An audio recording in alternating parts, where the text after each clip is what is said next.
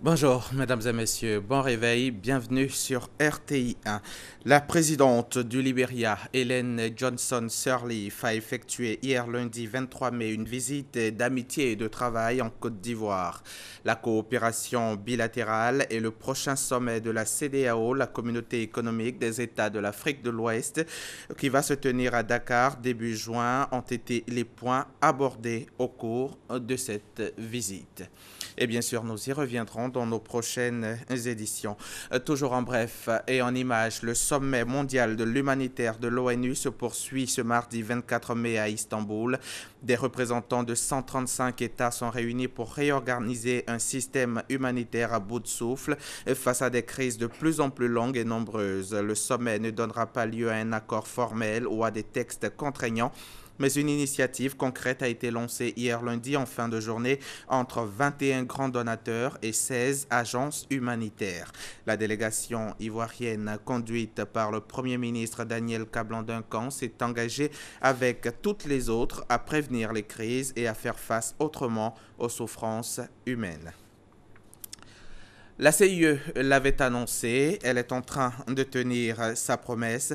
L'opération de remboursement du trop perçu sur les factures de courant a effectivement démarré hier lundi 23 mai, même si pour l'heure ce n'est pas la grosse affluence dans les guichets.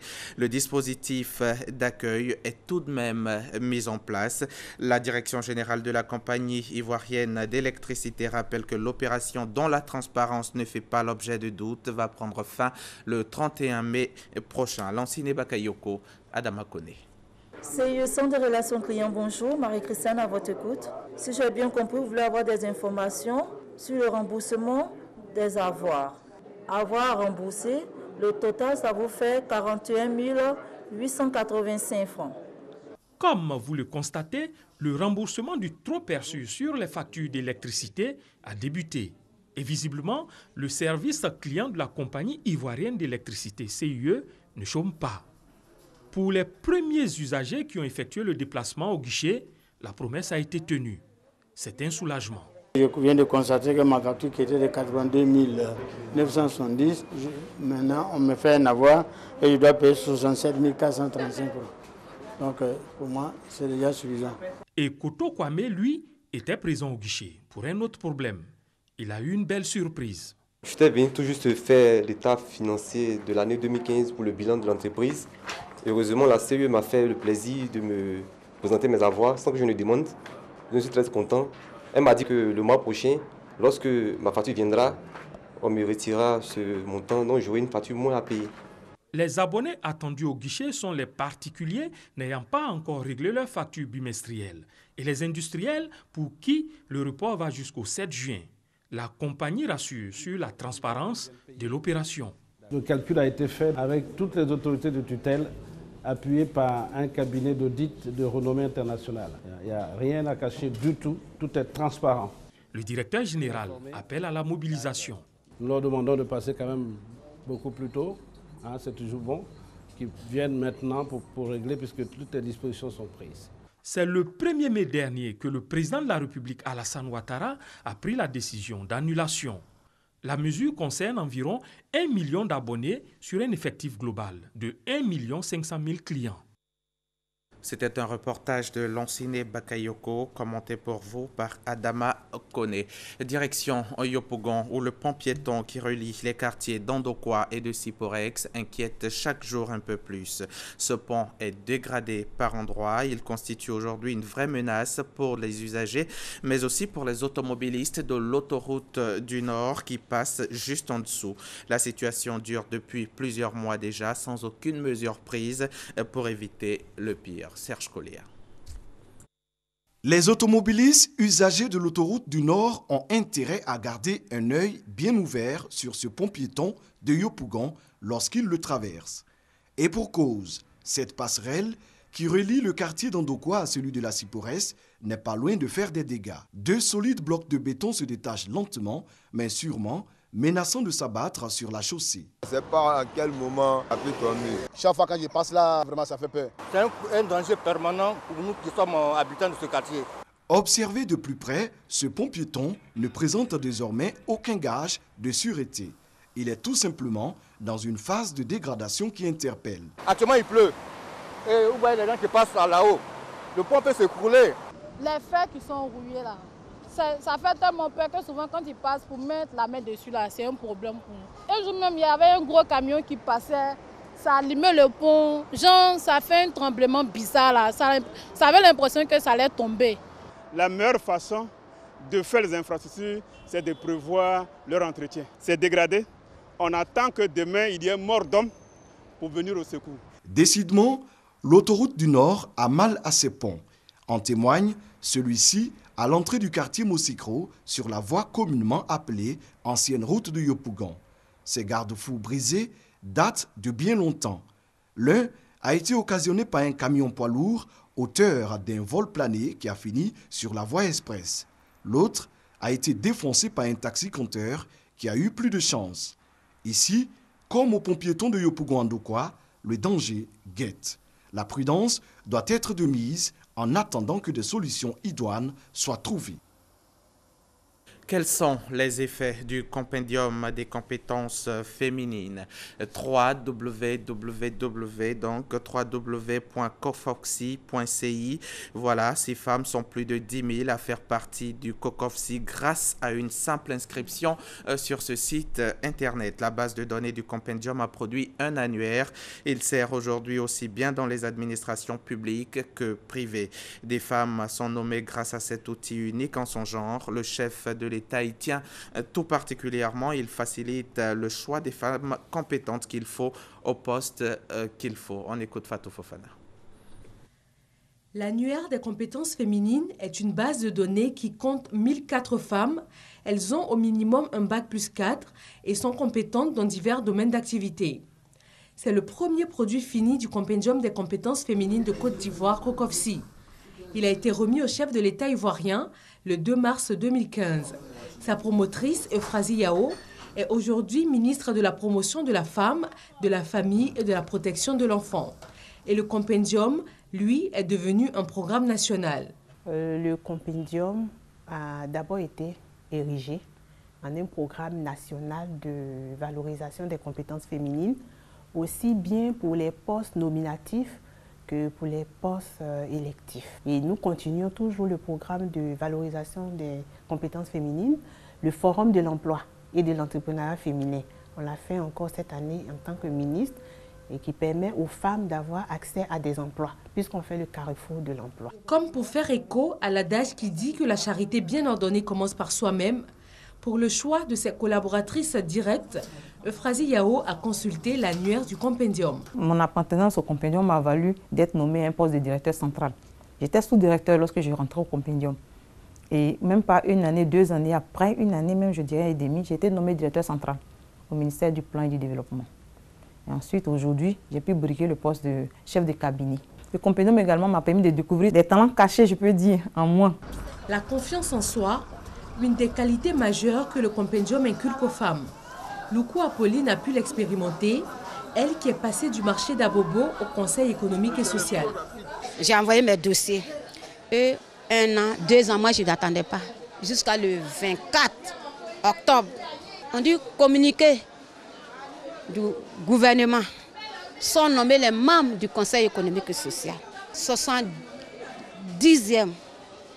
On dit Loukou Apolline, j'étais dans ma chambre. J'ai tiqué, j'ai dit c'est moi. Puis le matin, j'arrive au Conseil économique, on mettait un papier où je dois remplir. J'ai dit, Seigneur, que ton nom soit glorifié. C'est moi. C'est moi.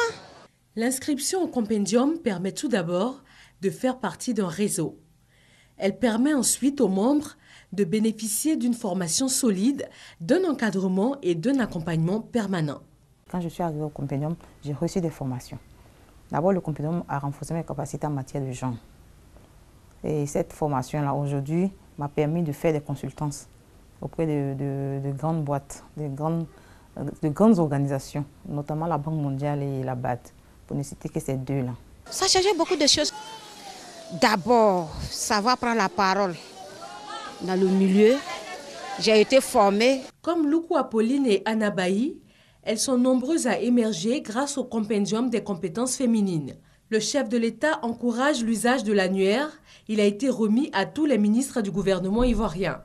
Pour la prochaine étape, ce sont les femmes du domaine rural qui excellent dans leurs activités qui sont concernées. Le recensement a déjà commencé dans les villes d'Abidjan, Bouaké, Korogo et Mans. Le compendium des compétences féminines de Côte d'Ivoire est unique en son genre. Il fait même cas d'école dans plusieurs pays du monde. Reportage signé Fatou Fofana. Hors de nos frontières, l'armée irakienne a lancé ce lundi 23 mai une offensive pour reprendre la ville de Falloujah en Irak. Cette ville située à un peu plus de 50 km de Bagdad est aux mains de l'organisation État islamique depuis janvier 2014. Elle est assiégée depuis 2 ans par l'armée irakienne et des centaines de milliers de civils sont toujours bloqués dans la ville. Cette offensive a surpris puisque beaucoup annonçaient la libération de Mossoul comme la priorité. 12 ans après la bataille entre l'armée américaine et Al-Qaïda, une autre heure redoutable s'annonce pour Falloujah. Les autorités irakiennes sont déterminées à reprendre le contrôle du bastion des insurgés sunnites. Elles ont lancé ce lundi une opération militaire contre l'organisation État islamique. Selon Haïdar El-Abadi, Premier ministre irakien, cette bataille rude verra la participation de toutes les forces armées pro-gouvernementales. Un soutien est attendu, celui de la coalition internationale menée par les États-Unis. Les milices irakiennes à dominance chiite de leur côté se préparent à la guerre. Elles ont déjà déployé des hommes autour de Falloujah. Mais leurs actions seront probablement limitées par les responsables irakiens pour éviter d'inciter les tensions avec les résidents sunnites de la ville. Depuis dimanche, plusieurs dizaines de milliers de personnes ont été invitées à quitter la ville. Pour ceux qui seront dans l'impossibilité de partir, une consigne a été donnée par le commandant irakien des opérations. Il faut accrocher un drapeau blanc sur sa maison et se tenir loin des positions de l'EI. C'était un commentaire de Mariam Sissé. Le groupe État islamique a revendiqué lundi 23 mai une série d'attentats qui ont fait au moins 100 morts en Syrie et plusieurs dizaines de blessés, principalement des civils. Ces attaques terroristes ont été perpétrées dans les villes de Jablé et de Tartous sur le littoral de la Méditerranée à l'ouest du pays. Il s'agit des attentats les plus meurtriers contre le principal fief du régime depuis le début de la guerre en Syrie il y a 5 ans. 7 voitures piégées dont 5 apparemment conduites par des kamikazes ont explosé simultanément à Tartous et à Jablé, 2 villes situées dans la zone côtière contrôlée par les forces gouvernementales.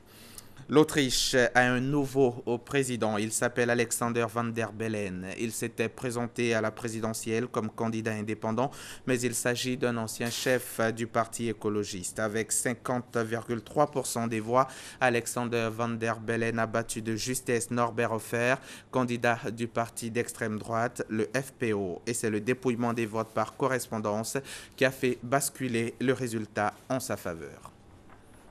Une victoire sur le fil, pourrait-on dire.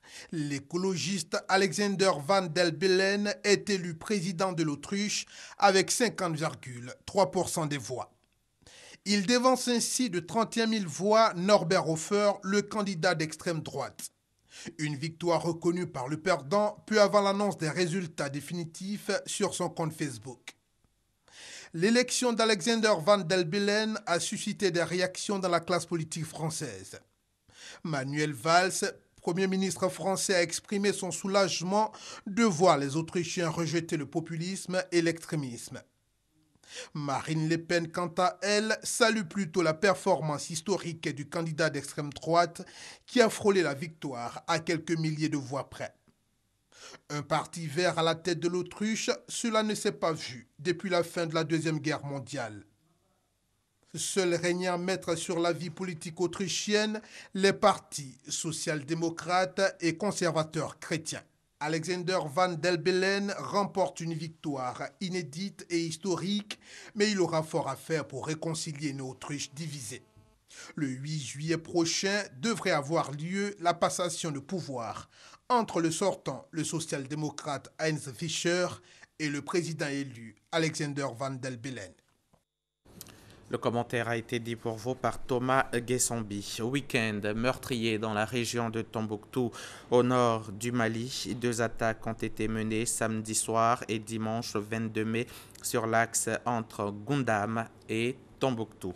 L'Érythrée fête ce mardi les 25 ans de son indépendance. Le 24 mai 1991, les rebelles éthiopiens prenaient la capitale Addis Abeba, tandis que dans la capitale de l'Érythrée, qui était encore une province, leurs frères érythréens chassaient les dernières troupes du dictateur Mengistu. 2 ans plus tard, un référendum en Érythrée entérinait une indépendance chèrement acquise après 30 ans de guérilla. Aujourd'hui, la situation à Asmara est bien différente. Aujourd'hui, la situation est donc bien différente. Des célébrations sont prévues pour marquer le jubilé d'argent du pays de la Corne de l'Afrique. Le chef de l'État sud-africain est-il tiré d'affaire? Ce lundi 23 mai au matin, le parquet a décidé en effet de ne pas rétablir près de 800 chefs d'inculpation pour corruption contre Jacob Zuma. Cette décision du parquet va à l'encontre du verdict de la Haute Cour de Pretoria qui, le mois dernier, a jugé que ces charges devraient être restaurées. Il s'agit d'une vieille affaire de pot de vin dans le cadre d'un contrat d'armement. Au Gabon, les salariés du public ont entamé lundi 23 mai, hier donc, une grève générale d'une semaine reconductible. Toutes les administrations publiques sont en principe concernées. Cependant, la grève organisée par la coalition syndicale dynamique unitaire a été diversement, sinon assez peu suivie. Manuel Valls a entamé hier lundi dans l'après-midi la partie palestinienne de son déplacement au Proche-Orient. Il s'est rendu à Bethléem puis à Jérusalem-Est. Ce mardi 24 mai, le chef du gouvernement français doit s'entretenir dans la matinée avec son homologue palestinien Rami Abdallah. L'autorité palestinienne est l'un des principaux soutiens à l'initiative française de paix rejetée par Israël. Et puis, pour terminer, un nouveau tremblement de terre politique frappe le Brésil, une semaine après l'entrée en fonction du nouvel gouvernement et la mise à l'écart de Dilma Rousseff. Le ministre du Plan Romero Jucá, proche du président par intérim Michel Temer, est à son tour mis à l'écart. Il est soupçonné d'avoir manœuvré pour tenter d'étouffer l'enquête sur la corruption dans les milieux politiques. J'en ai fini. La suite, c'est avec Eric Sekongo pour Matin Bonheur.